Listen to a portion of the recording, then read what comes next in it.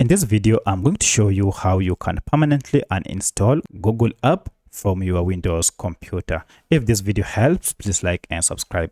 As you can see, I have here my Google browser program and I wish to permanently remove it.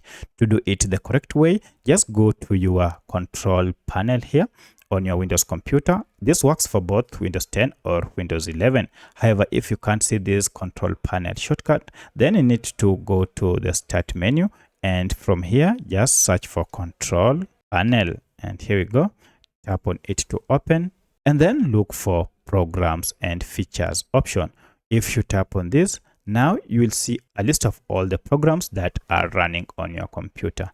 From the list, look for Google, and we have a Google program here that is installed on our computer. To uninstall it, just tap on it and you should see an install option up here.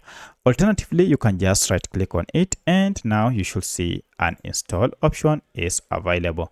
If you click on it, now the Google app will be uninstalled completely from your Windows computer. As you can see here, we no longer have our program. So this does not only remove the icon, but it also removes all the files for this program. So that's how you can uninstall Google program permanently from your Windows computer. If you have any other question, kindly let me know in the comment section.